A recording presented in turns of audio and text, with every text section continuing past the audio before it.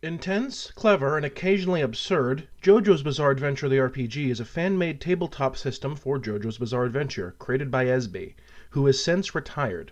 This video will focus on the 1.4 version as it is what I am most familiar with, but the 2.0 version is the most current edition, although it plays pretty radically differently. There's also a version 1.3, but as I recall, 1.4 is a strict improvement in most cases. SB's JoJo RPG is my go-to for a fun and open system with loose rules that anyone can get into, even without knowing about or even liking JoJo. You play as a character with or without, but typically with, a stand. A stand is a spiritual manifestation and extension of yourself. Stands have abilities and stats, while characters merely have their base stats. Although I think you could just apply the powers and base stats to your character and call it a day for homebrew non-JoJo antics. Rolling. Successes and failure. Successes and failure are simple to determine. Roll 1 to 3 20-sided d20 dice depending on the stat you're using for the check. If your stat is high, you pick the highest number. If it's low, you pick the lowest number.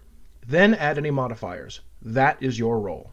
Successes and failures are in brackets of 5. 0 or below is a critical fail. 1 to 5 is a definite fail. 6 to 10 is a fail with a complication. 11 to 15 is a success with a complication. 16 to 20 is a definite success, and 21 plus is a critical success. If you roll against another character, that is called a contest.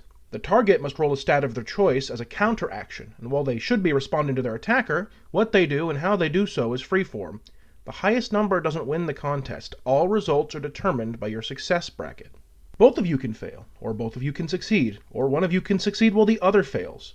If the target succeeds, they may contest you once in retaliation, either now or before their next turn comes up. This is a simple but dynamic system that, while it leans a bit towards the bigger stat will probably win, it also encourages you to play smart and use all of your tools. Getting a +3 from a technique, playing into an impulse, or using your environment well will give you stacking bonuses, and this list is not exhaustive. Still, if you get 2 A-rank stats, you probably won't fail a lot unless you're going up against someone equally as crazy. Many mechanics are interwoven, so if I do not explain something immediately, expect it to come up later. I will discuss what stats do in the stats and movement section, as well as the character building section. Turn order. Turn order fluctuates constantly because of a mechanic called momentum. All characters start at 0 momentum, and it goes as high as +3 and as low as -3. This applies as a penalty or bonus to all action rolls, but just as important, characters with higher momentum generally go first in the turn order, with ties being broken by rolling the speed stat. Momentum.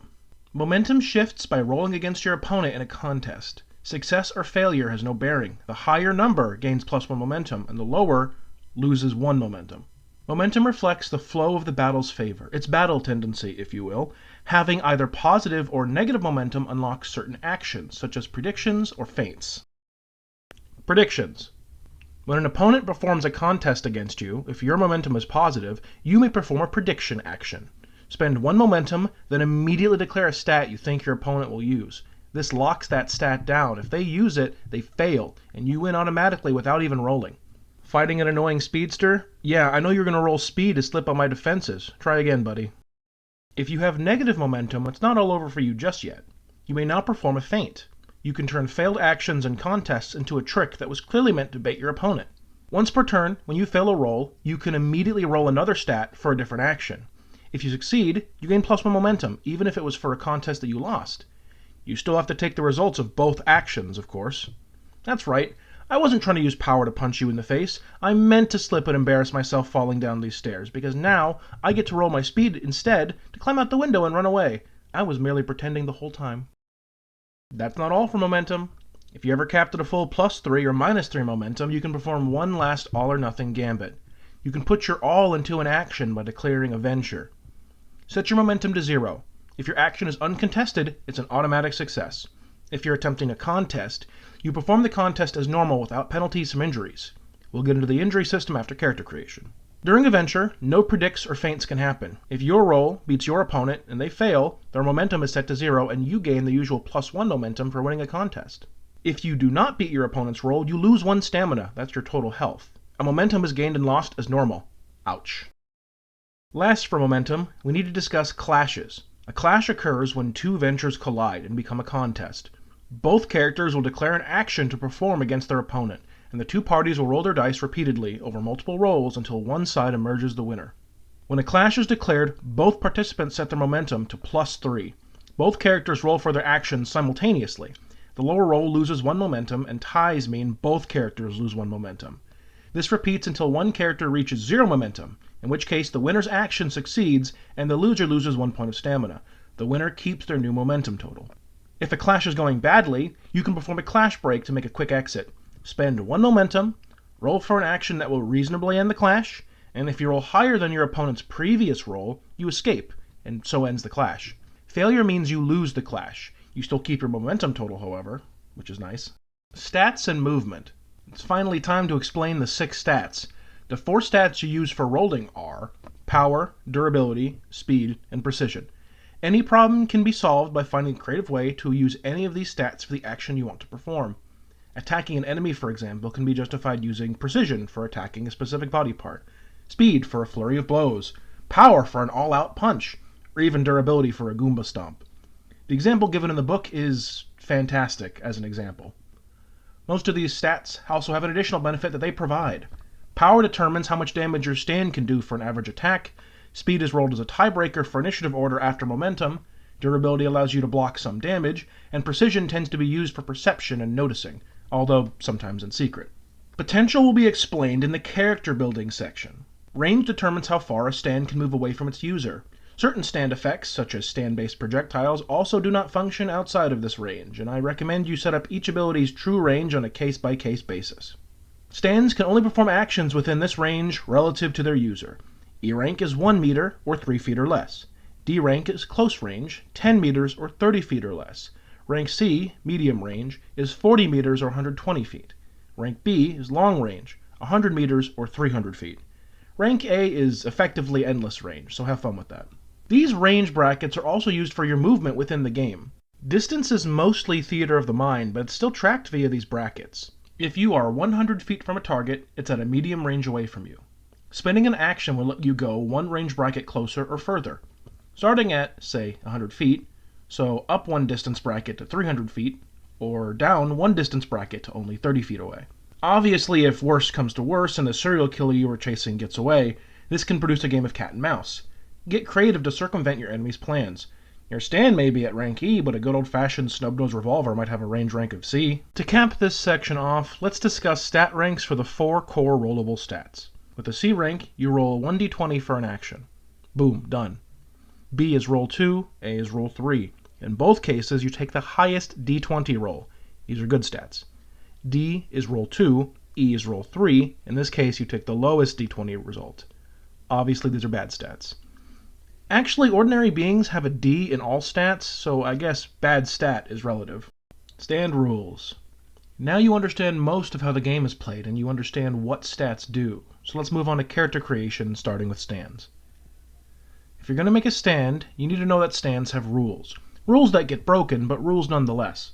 1. You only have 1 true stand. 2. Stands are usually bound to something, be it you or something in the world. And 3. Only stand users can see stands, except for psychics or stands bound to the real world. When your stand is damaged, you are damaged in the same way.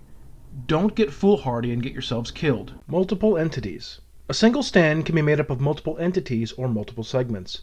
If your stand is a multi-type stand, then good news. You may act multiple times in a single round. Bad news. Every time you perform an additional action this way, the stat you roll with is treated as if it's 1 rank lower. This penalty stacks if you do multiple actions in the same turn, and you cannot perform an action if your rank would go below E. You will also have to describe what portion of your stand you're using, and each portion can only be used once per turn. Furthermore, you only gain or lose momentum the first time you initiate a contest on your turn. It's strong, but limited.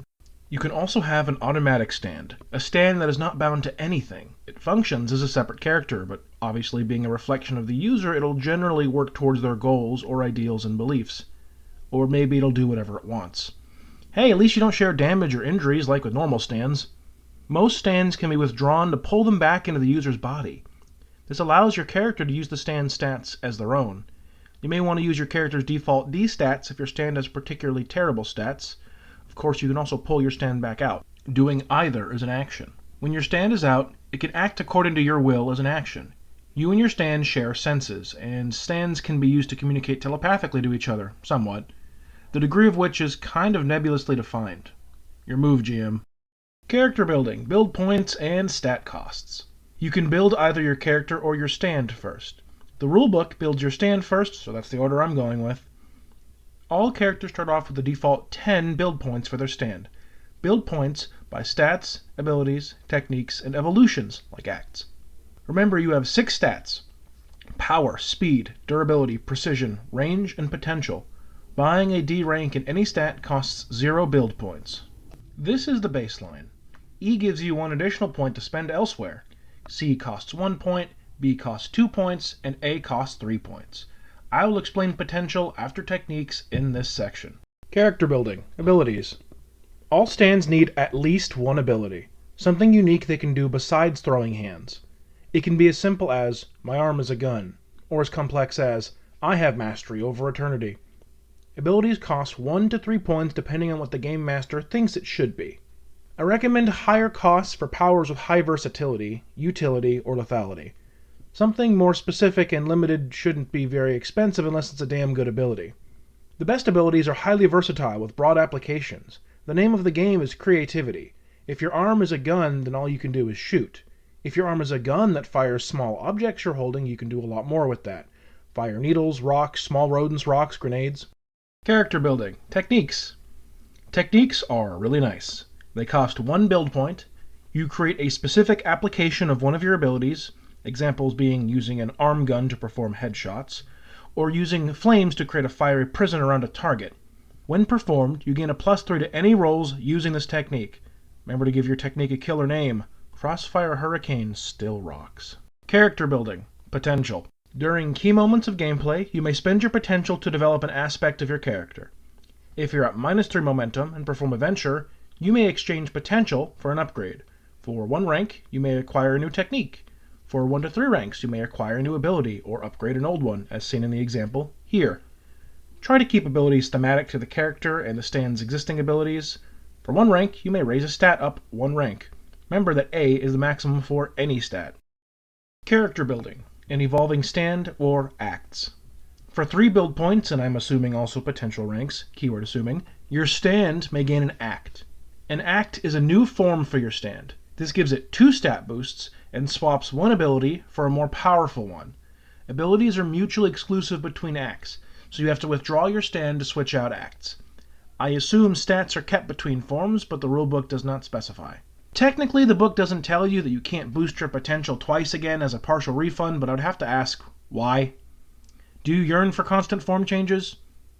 Actually, I can kind of see that. Form 1 being a weapon and Form 2 being an entity could be kind of fun. Character building, impulses and goals. Away from stands and onto characters. Characters should feel like real, believable people. As such, they have quirks or impulses that are unique to them. They also have goals they want to achieve. An impulse is a surface-level quality that defines how they live their life. Someone who protects their friends above all else, or holds on to a certain ideal, even to their own detriment. That is an impulse. Goals are ambitions the character wants to achieve. Goals are an innate part of a character's progression, so treat them with importance. This is why a character does what it is that they do. You can select as many or as few impulses and goals as you desire, but I always recommend at least 1 of each to avoid boring characters devoid of actual characterization. Gambits. Other characters can play into these traits by performing gambits. Any action that ties into and activates another character's impulses or goals can be declared a gambit. The target character must either satisfy their impulse for a +3 to their roll, at the cost of -1 momentum, or ignore their impulse for a -3 penalty on their next roll. Let me give you an example. Joanna has an impulse to protect her friends. Her enemy Bonnie has realized this impulse and wants to get under her skin. She decides to declare a gambit and attack Joanna's friend. On Joanna's turn, she may act to satisfy her impulse, either by helping her friend or getting revenge on Bonnie for attacking him, thus gaining a +3 to her roll while losing 1 momentum in the process, or instead she can ignore her impulse and gain a -3 penalty to her next roll, but be allowed to perform whatever action she had previously planned. In other words, it serves as a fantastic distraction in pivotal moments, and it can be exactly what you need to gain the upper hand via a -3 penalty on an enemy. Or you might deliver a painful +3 bonus to an enemy already looking to fight you, so think ahead. Okay, that's the end of character creation. You have your character, their impulses, goals, and don't forget their flavor like their name and description. You have their stat sheet, abilities, and techniques. Done. Stamina and damage. Let's go more into the damage system. Firstly, remember that combat is not the only way or even the most fun way to defeat an opponent. But let's say you just crave violence. By performing actions, you can inflict injuries on a target with or without your stand. The damage you inflict this way obviously varies depending on what you do. A knife is not going to inflict as much damage as a nuclear bomb, or a gun, for example. Damage is inflicted in the form of both injuries and stamina damage. You have 10 stamina, and at 0 stamina, you are retired. It's lights out. You aren't dead, or even necessarily unconscious, but you can no longer perform any actions. I assume you must get some medical attention, or at least sleep to recover stamina. The GM will have to decide this based on how dangerous and serious of a game they want. There are 3 different kinds of injuries: light, heavy, and major. Yes, you will probably end up calling them light, medium, and heavy on accident, but remember, light, heavy, major, small, medium, big. Check the chart to see how many light injuries you can inflict with a high power rank, and how many you can block with a high durability rank. A C power stand can't even directly hurt an A durability stand. You'd best find a way around that quickly. If the stand and user are separated, look for the weaker user. Light injuries are minor. You barely feel them, but 4 light injuries compound into a heavy injury. You may remove light injuries by applying a -3 penalty to actions you roll for. 1 penalty for each injury you're choosing to remove. I tend to just let people forego an action to heal all light injuries, as it would be odd to roll to remove your injuries, take a penalty and fail, and then still heal. Heavy injuries are pretty bad. They require medical attention to go away. When at least 4 light injuries are accrued, a heavy injury is taken and replaces them, and the attacker applies it to a body part of their choice. Any actions that primarily use that body part now take a -3 penalty. Receiving a heavy injury also reduces your stamina by 1. A painful heavy injury may be turned into a devastating major injury if, in one whole blow, a heavy injury is given on top of an existing heavy injury. They will compound into a major injury. This is typically through a precision roll to target the existing injury. In addition to the -3 penalty, anytime a character with a major injury performs any action, they lose 1 stamina. Narratively, this body part has received critical damage and may be damaged beyond use, resulting in severe narrative consequences. In the very least, I always have the character gain a new scar if they recover from a major injury to mark the occasion. Remember that when performing a venture, all injury penalties are ignored for the duration, but if a character has a major injury, they will still lose 1 stamina for the trouble. As an aside, healing as a whole needs to be decided by the GM carefully. A healing stand might trivialize encounters if it's too powerful, but likewise, realistic healing might be extremely punishing. As with all tabletop RPGs, season to your liking. I generally have healing powers restore injuries, but not stamina, which requires proper healing. You can seal the wounds up, but you can't unbleed that blood or unfatigue yourself. Well, Crazy Diamond probably can. Conditions. They're not necessarily part of the damage system, but conditions are close enough. Conditions are basically status effects that afflict a player depending on the context. They can be the result of anything. Stand effects, disabilities, distractions. It's all part of the narrative. Some conditions have a value, a number recorded beside their name. This, of course, increases the potency of the condition, which is defined by the condition itself. Here are some examples from the rulebook. Thank you, Esby. Things to consider porting from 2.0. 2.0 has some great mechanics, but a different flow of gameplay. That's why I stay on 1.4. Sorry, I'm a fuddy-duddy like that. I stick with Pathfinder 1st Edition, I still play Morrowind, Civ 5, and Victoria 2. That's just how it is. Fortunes. When a character fails an action, they are allowed to manifest a new part of the environment that would reasonably exist in the location and mark it as potentially important. A small non-lethal item, a local monument or terrain fixture, even a new obstacle. These fill out the world by describing it better. Anyone can interact with a fortune as they see fit, but they also serve a cool additional use.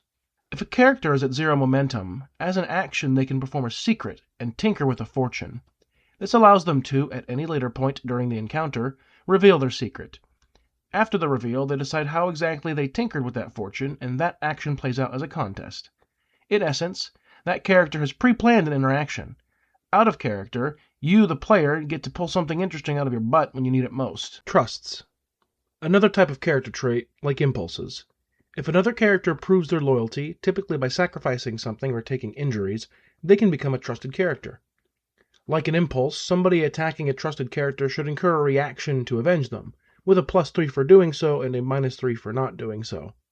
Advancing traits. Trusts and impulses can become advanced through being invoked negatively 3 times during encounters, like an impulse getting you hurt, or a trust that requires a sacrifice. An advanced impulse can only be triggered by the character who has the impulse. Meanwhile, a character who has an advanced trust with your character can, once per session, give a +3 bonus to an action. It's good to have friends. Goals can also advance. By completing a goal, you remove it from your character sheet, but gain a free one-time use venture. In 2.0, a venture gives a character +10 to a roll instead of being an auto-success, although even an 11 is a success, so it's not too different. Determination. Once per session, determination marks a character as a bastard at the cost of a willpower point.